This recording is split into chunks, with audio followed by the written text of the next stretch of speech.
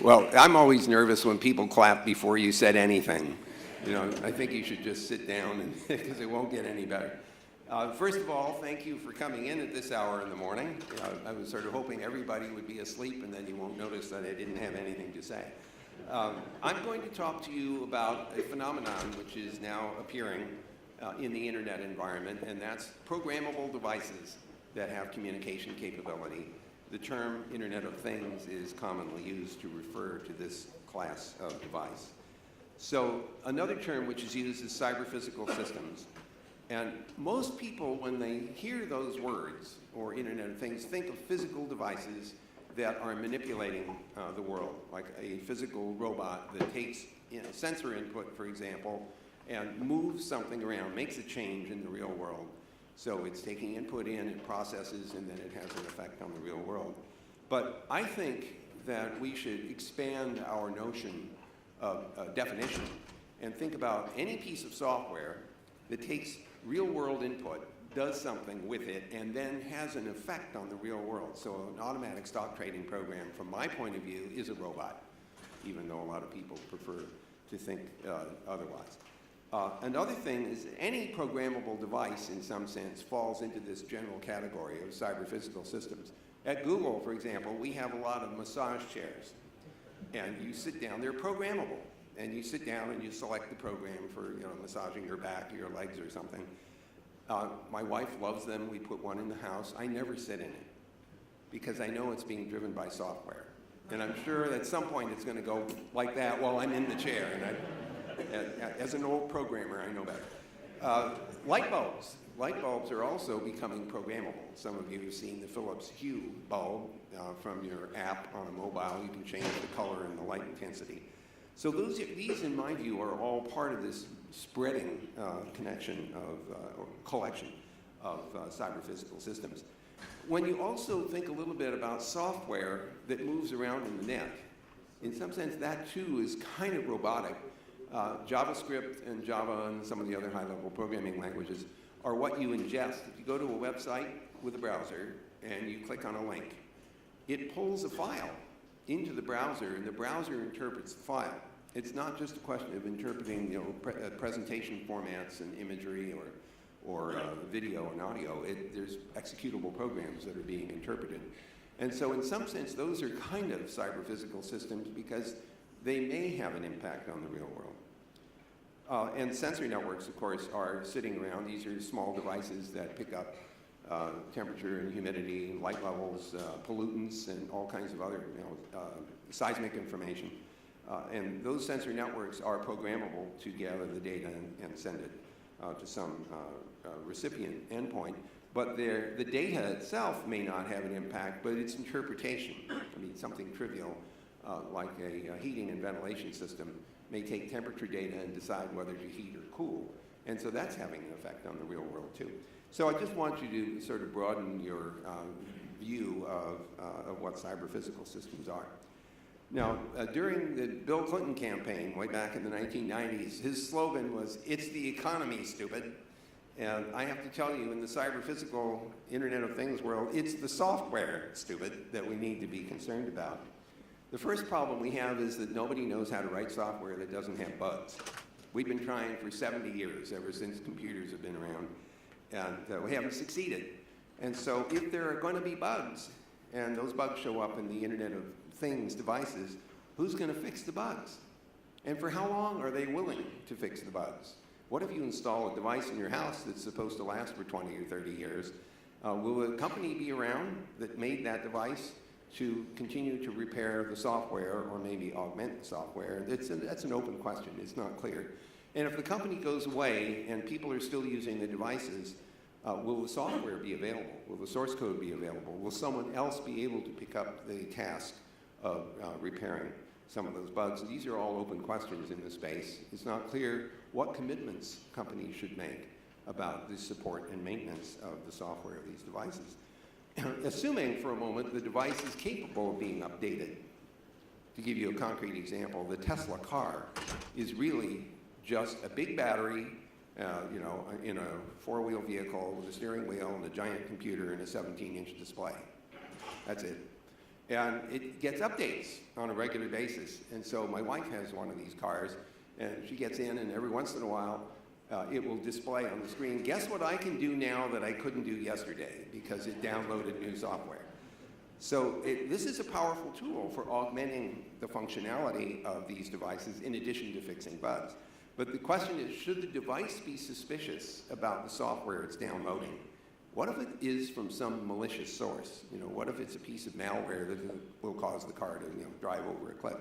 And so we need to strongly authenticate the source of the information so the recipient device can decide whether it should accept the update or not. And that's a very important responsibility for the parties who are generating those updates. And so strong authentication is a very fundamental part of the Internet of Things, or at least it should be. And if it isn't, that's an issue. There's also a problem about dealing with large numbers of these devices. If you happen to live in a house that is increasingly automated, it's not hard to imagine that you might have 10, 20, 30, 50, or even 100 devices in the house, especially if every light switch and every light bulb is part of this programmable environment. And so the question is, how do you deal with configuring all that stuff? And it's particularly scary when you imagine you are moving from a house with 100 devices that you take with you into a house with another 100 devices. You have 200 devices to configure under your control, and you don't want to spend the entire day typing IPv6 addresses into some application in order to configure the system.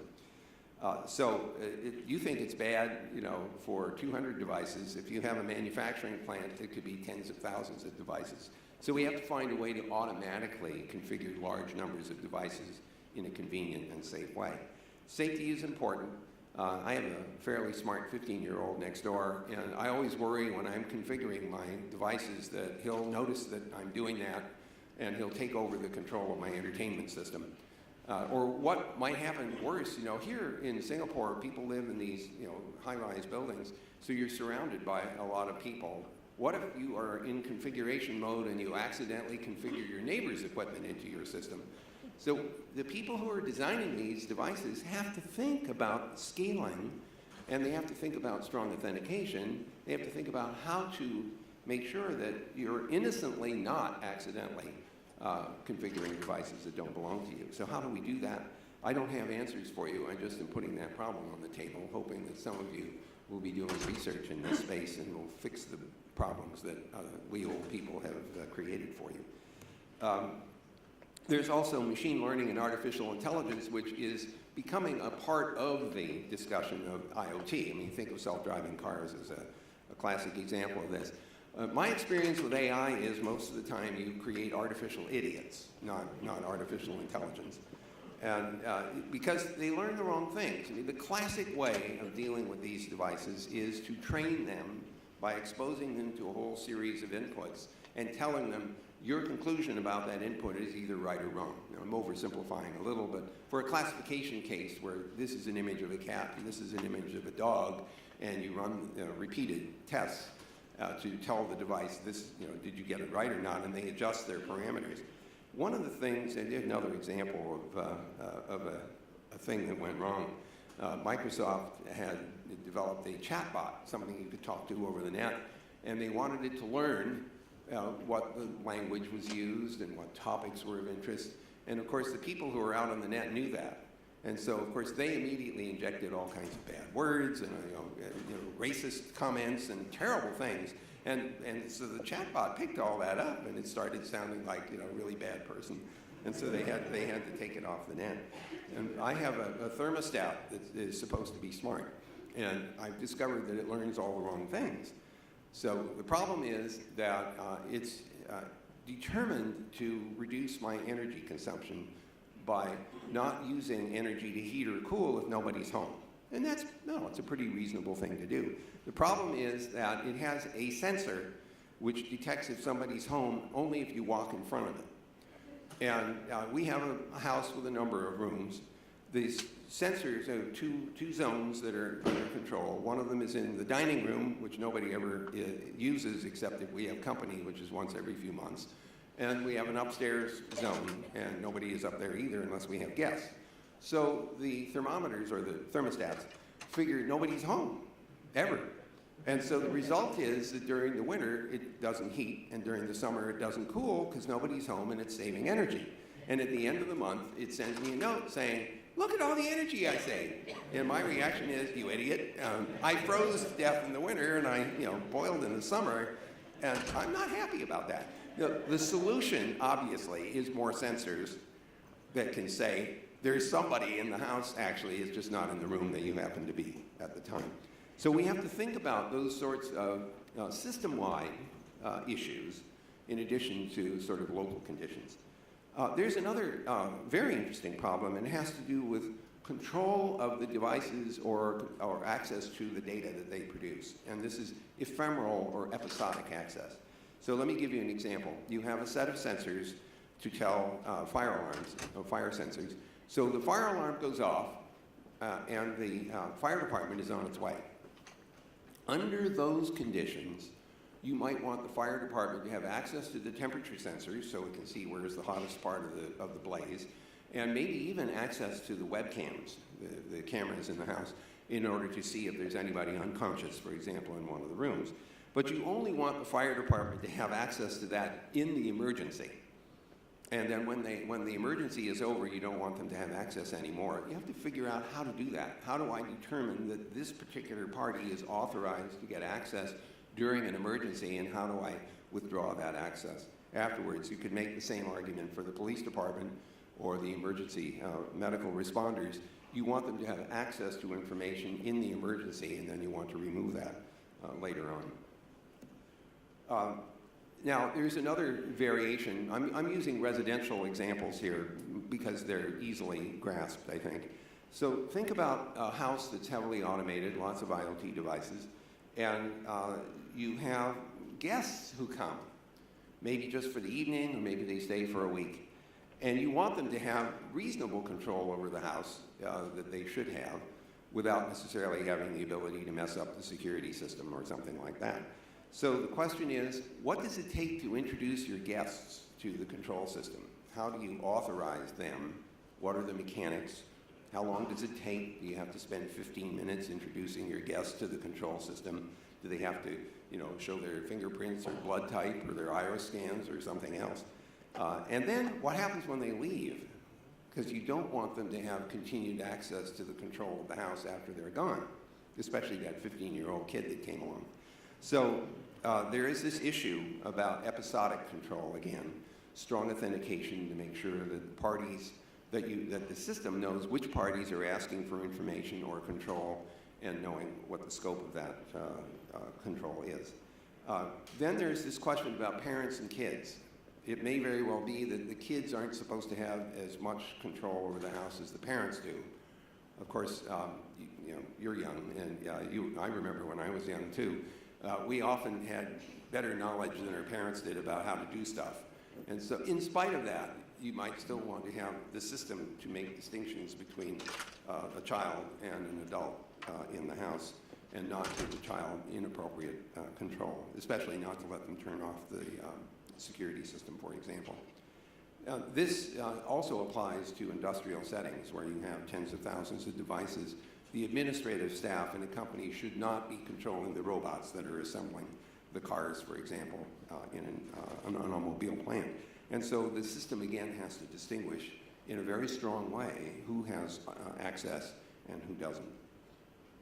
There's also an issue about the data that's being generated. To give you a simple example, I have temperature sensors in my house, and every 5 minutes they capture the temperature and send the data to a system that's down in the basement that's capturing all this stuff. And so at the end of the year, I actually have sensor data for temperature, humidity, and light levels in every room in the house. It's at 5-minute intervals. I know your reaction to that is only a geek would do that, but in fact, it's very useful to have engineering data if you're trying to figure out whether, how to adjust the system to be more efficient. So the big issue here is that even temperature data may turn out to be the kind of information you don't want the wrong people to have. Because if you have 6 months worth of temperature data, you may be able to figure out how many people live in the house, which rooms are they in, what are their diurnal patterns, You might be able to figure out when the house is likely to be empty. If you happen to be somebody who wants to rob the house, that's useful data. So even, humble little temperature data collected over a long period of time can be abused. And so we're back to being thoughtful about privacy and control of access to content, to information derived from these systems. Now, another big issue is that everybody that's pursuing the Internet of Things is going in whichever direction they think is best. They are all pushing to get product out the door. They are trying to sort of get it to work, maybe not even work perfectly, and certainly not necessarily interwork with anybody else's products. And so we have this splattering of standards, or a splattering of protocols, none of which necessarily are interworking. And when I talk to my engineers at Google and at the Nest and some of the other companies that are making IoT devices in our business, I try to emphasize the importance of interoperability, because as consumers of these devices, you don't want to have to buy different controllers for every different manufacturer's device. And to be honest, you don't want to have 1,000 different apps on your mobile. Can you imagine what it would be like if you had 100 different devices in the house and you had to scroll through 100 apps in order to turn the lights off and on? I mean, this is silly. And a lot of people who are designing these devices are thinking in terms of there's an app on a mobile, the mobile gets access to it through the internet, and isn't that wonderful? And it's fine for 1 or 2 devices, but it's not so good for hundreds of them. So we need serious work in the standard space. We don't want to prematurely standardize. We want to standardize on things that we know to work successfully. So this is going to be a messy period for the next decade or so, or maybe 5 years at least. I've also insisted that the engineers pay attention to safety and privacy and security. Nobody wants to buy a device and use it if it's not safe.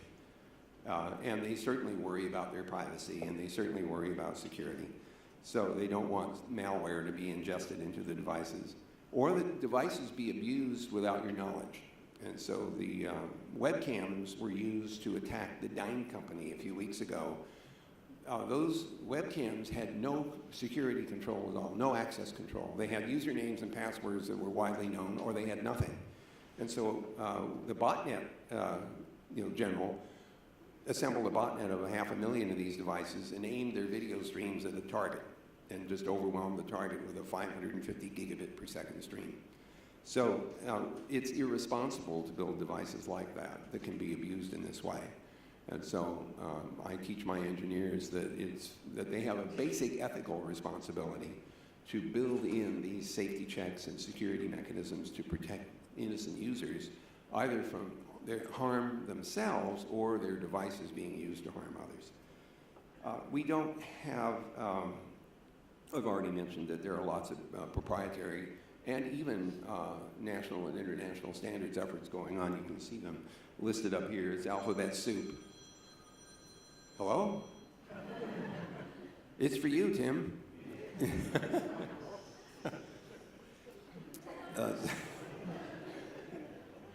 This is very funny. This is the pervasive nature of the Internet of Things. So there are standards activities that are going on, or consortia that are trying to get together and come to common agreements. But as I say, this is going to be a messy period while we sort this out. There's also a big issue about backward compatibility. And if you buy a bunch of devices, even if they come from a particular brand, a particular company, but the devices evolve over time, and you've invested in something that you expect to use in the house for the next decade, and they say, well, it's been a couple of years since we released that device, and we're not interested in being compatible with it anymore, and you're sitting there saying, wait a minute, that's the fire alarm, I put money into that, it's to protect my house. And so again, there is a responsibility that the engineers should feel to try to make things backward compatible, if possible, so that the investment in these devices is preserved, the utility of them is preserved. I think in the end, consumers and companies that use IoT devices will put pressure on the makers of those devices to insist on security, safety, reliability, privacy, and also interoperability and standardization, because otherwise it's chaos. And so making things work as an ensemble is important. And sometimes the utility of these devices is manifest not by the individual device, but by the collection of them. I mean, think of all the security sensors. Having one window sensor to detect if somebody opened the window and nothing else is being monitored does not give you very much in the way of security, but getting all the devices to cooperate and to work together is very important. So there are some long-term questions that I think that the makers of these devices should have in mind when they're developing them.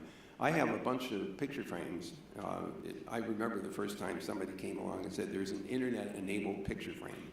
And my first reaction was, you know, what does that mean? You know, what do you mean an internet-enabled picture frame? Well, it turns out it would pull pictures from the World Wide Web and then display them one after the other. And I had a lot of them, and my family uses them now. You know, you take pictures of the grandchildren and the nieces and nephews, and you upload them to a website, and then everybody in the family has a picture frame. They download those things, and you get up in the morning, you can see what the grandchildren are doing over the course of the week. So it's actually a very nice kind of family arrangement. Unless, of course, the website that is supplying the images has been broken into and you're seeing pictures of what you hope is not the grandchildren. So that says that security is important at home as well as at work. But the problem is that these picture frames have some very simple and important components, like how about the power supply? And about 2/3 of my picture frames have broken power supplies. The picture frames are about 10 years old. They're not made anymore. The company went away. And I'm having trouble finding a power supply with the right, you know, voltage and the right plug shape and polarity in order. So, I mean, I've invested in the picture frame, and it's full of all these great images, but there's no power.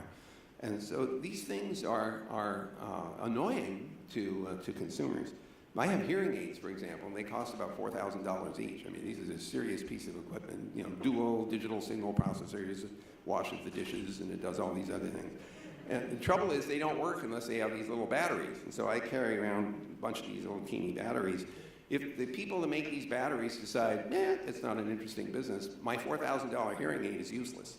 And so there is this dependency chain that shows up, you know, whether it's software, backward compatibility, and so on, or strong authentication, or something as simple as a battery.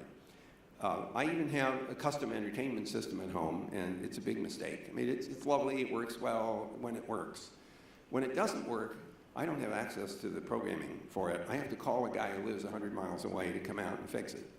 And so this customization sounds good on the surface. Man, I have everything working exactly the way I want, except that I can't fix it when it breaks. And so your reaction to that is, that was dumb.